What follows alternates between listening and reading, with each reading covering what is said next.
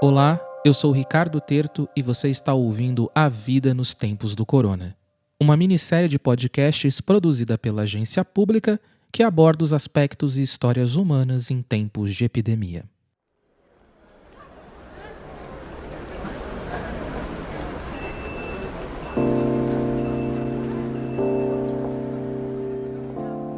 A palavra que define esse episódio é cuidado.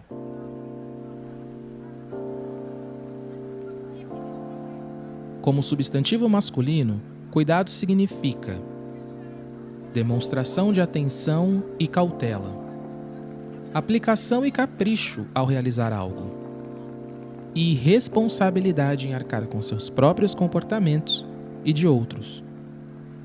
Mas, para entendermos a palavra-chave desse programa, é preciso irmos juntos para um momento em que as ruas vazias não são uma novidade na cidade. A madrugada.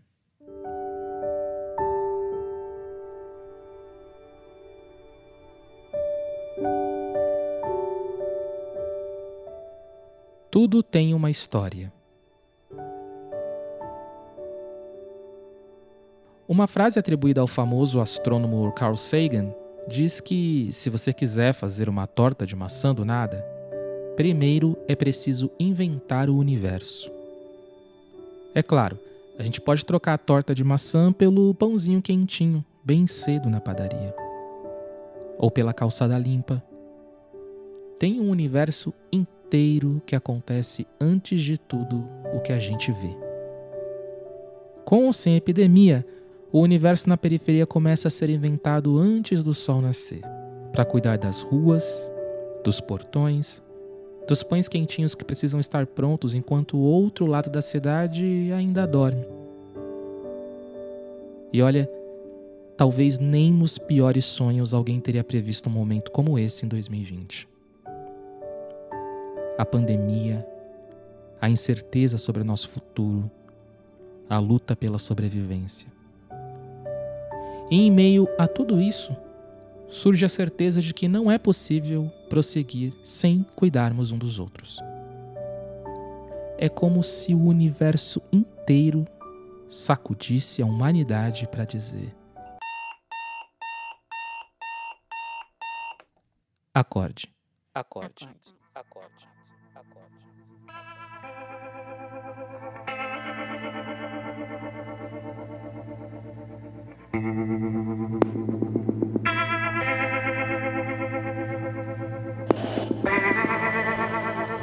More than 1,700 Americans have succumbed to coronavirus since we came on the air just last. As mortes por coronavírus triplicaram em uma semana aqui em São Paulo. Suficiente personal médico, no hay camas. También hemos recibido denuncias, imágenes de cuerpos que reposan en las calles. À espera de mortos pela Covid-19. O cemitério da Vila Formosa, na zona leste de São Paulo, considerado o maior da América Latina, se prepara para receber as vítimas. O Ministério da Saúde atualizou há pouco os dados do coronavírus do país. Agora já são 432 mortes e 10.278 casos confirmados. A taxa de letalidade registrada pela pasta no país é de 4,2%. Os novos números indicam um aumento de 72 óbitos em relação à sexta-feira.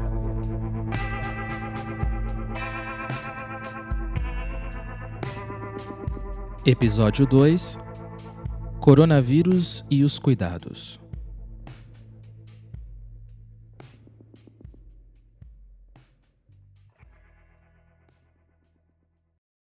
O galo ainda não cantou no Jardim Monte Azul, na periferia de São Paulo, e Gustavo Dias já está de pé.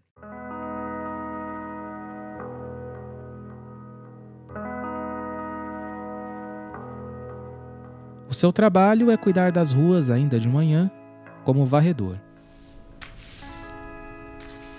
Calçadas limpas ajudam a evitar enchentes, pragas e doenças. Mas esse cuidado que seu ofício demanda com a cidade, Gustavo nem sempre consegue dar a si mesmo. Gustavo não tem água à noite para lavar o rosto, nem as mãos, nem escovar os dentes. Para tomar banho, ele e outros moradores usam baldes ou caixas para armazenar e aproveitar ao máximo a água. Antigamente acabava 9h30, 10 horas. Agora, depois que ocorreu esses negócios assim, ó, desse vírus aí, mano, é 7 horas, cara. 7h30 já não tem mais. Tem que lavar a louça de canequinha, molhar o pé, os negócios, tudo com balde. Gustavo é uma das pessoas relatadas na reportagem Aglomerados e Sem Água, que foi ao ar no site da agência pública no dia 20 de março de 2020. Eu saio 5 e pouca da manhã, não tem água. Minha mulher chega 9 e pouca, não tem água, velho. Pô, os caras tinham que ter consciência nisso daí, cara. Sério, velho. Isso aí não pode ocorrer não, mano. A matéria retrata o quanto é difícil para moradores de favelas e cortiços tomarem os cuidados necessários para evitar o coronavírus, já que são regiões muitas vezes sem saneamento básico e onde é muito difícil praticar o isolamento social. Porque assim, eles ainda tem como se isolar, ficar dentro de casa, se virar. A gente que é dessa classe não tem como, cara. De um jeito ou de outro nós tem que se virar, tem que sair para trampar, tem que sair para comer, tem que sair para fazer alguma coisa, e aí?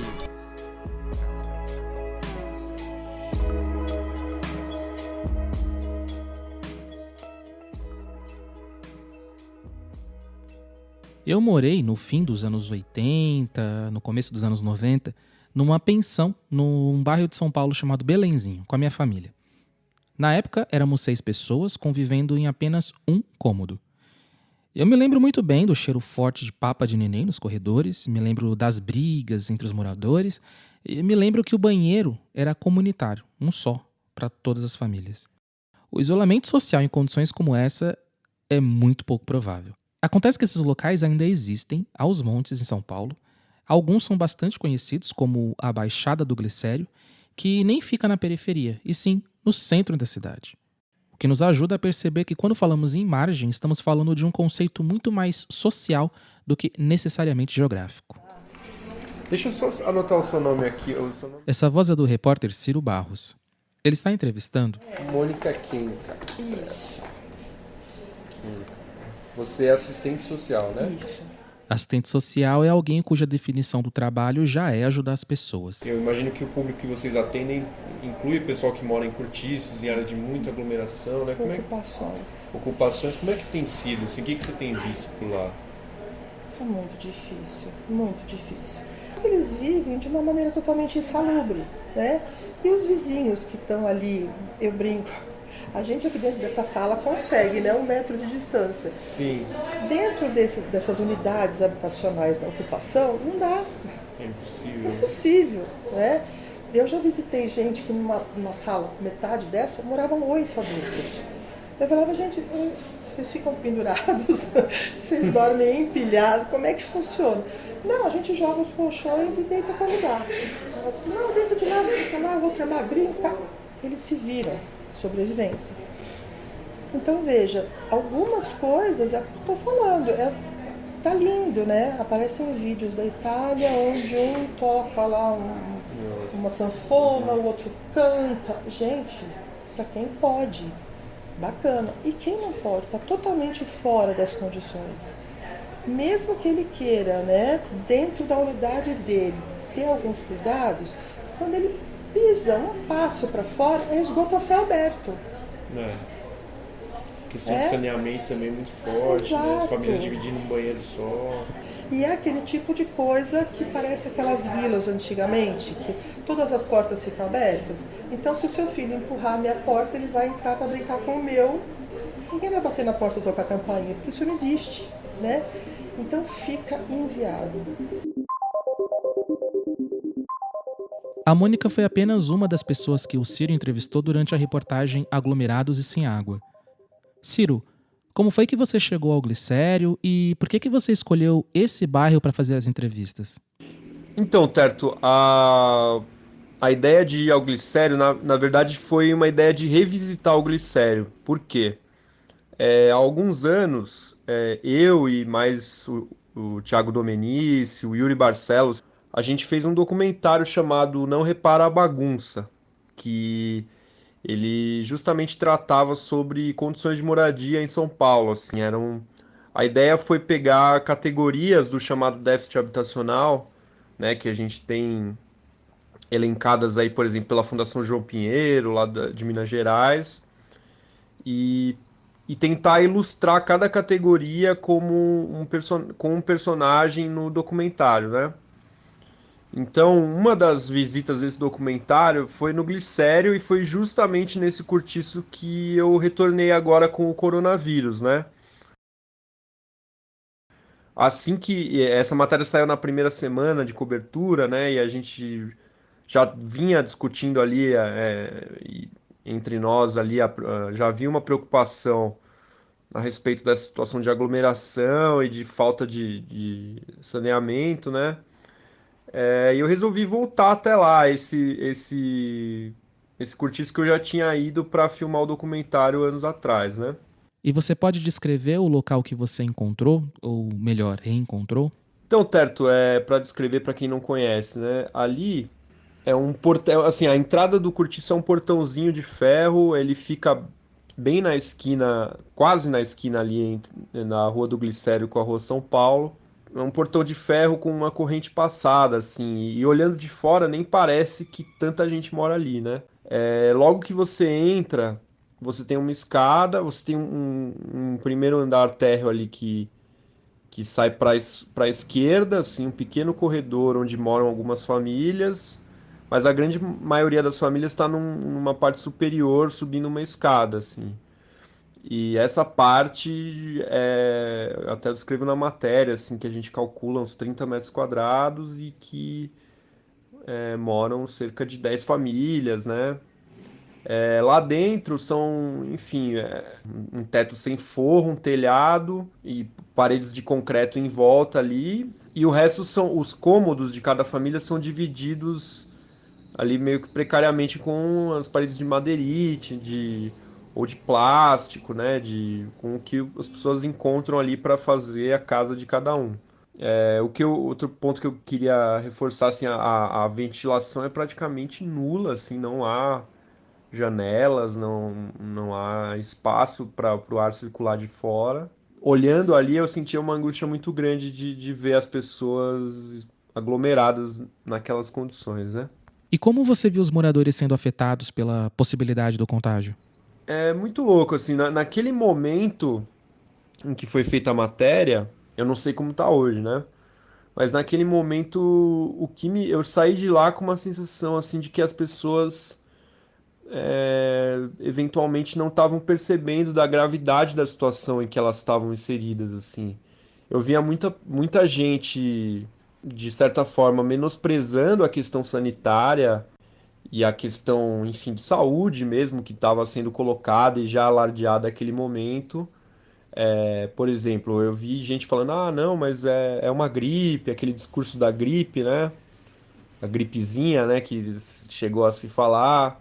Via gente falando que não tinha medo porque era só uma gripe, porque ouviu que o vírus não matava tanto. Você via, assim, uma coisa que me pareceu é que realmente a discussão sobre achatamento da curva, sobre evitar um colapso do sistema de saúde, como o contágio é pior do que a letalidade, essas questões mais técnicas, assim, naquele momento pareciam menos acessíveis às pessoas, assim, as pessoas pareciam, enfim, não ligar muito para isso de alguma maneira, sabe?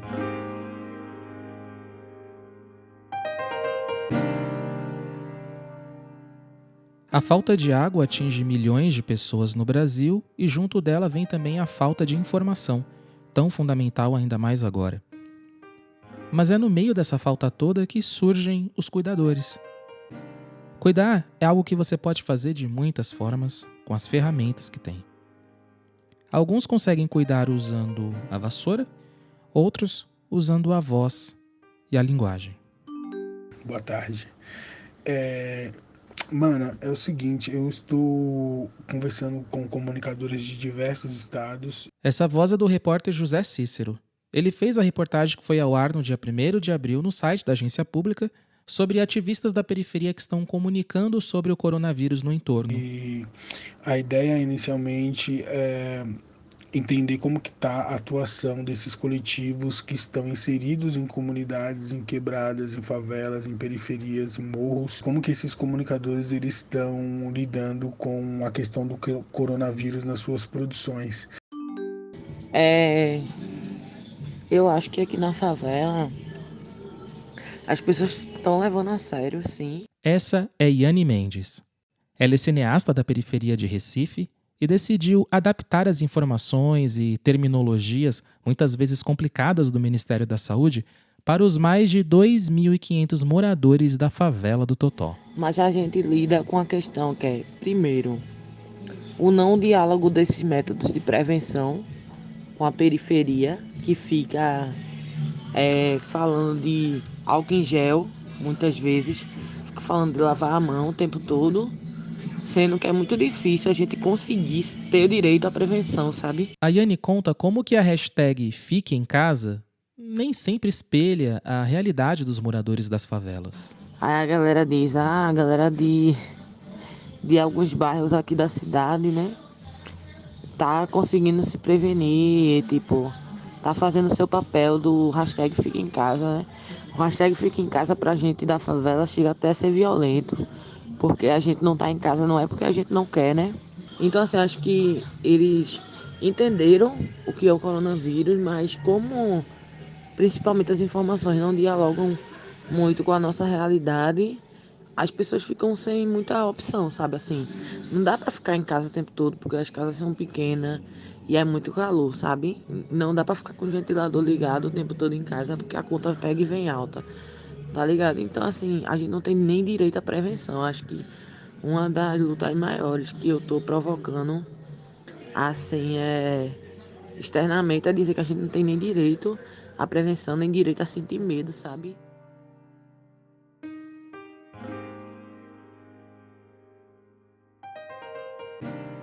Talvez o momento agora pede pra que eu fale escrevendo, eu vou escrever, boy.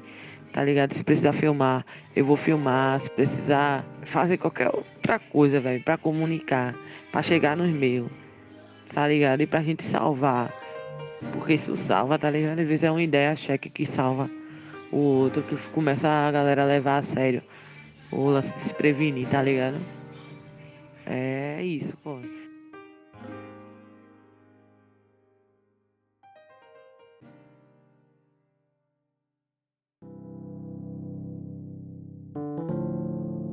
É muito difícil tomar cuidado com o vírus, porque é algo invisível.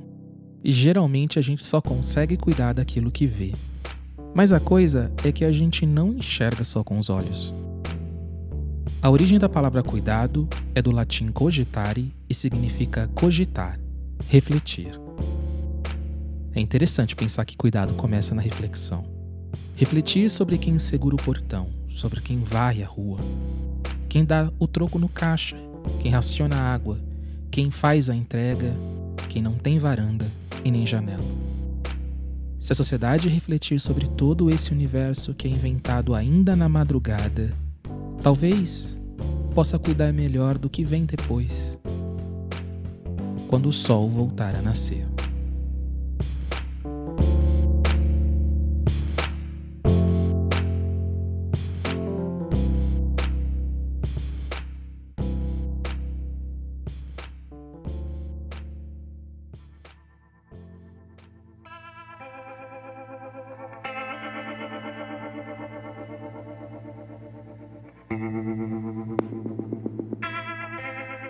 Esse episódio é inspirado em 2 matérias da agência pública. A primeira é Aglomerados e Sem Água, feita pela repórter Ana Beatriz Anjos e pelos repórteres Ciro Barros, José Cícero da Silva e Tiago Dominici. A segunda é Na ausência do Estado, ativistas informam a periferia sobre o coronavírus, também feita pelo repórter José Cícero da Silva. Agradecemos muito os retornos calorosos pelo nosso primeiro episódio. Esse podcast só é possível através do apoio dos nossos aliados. Se você ainda não é um aliado, acesse aliados.apublica.org e veja como apoiar a agência de jornalismo investigativo mais premiada do Brasil. Até o nosso próximo encontro, na próxima sexta-feira. E lembrem-se do tema desse episódio. Se cuidem.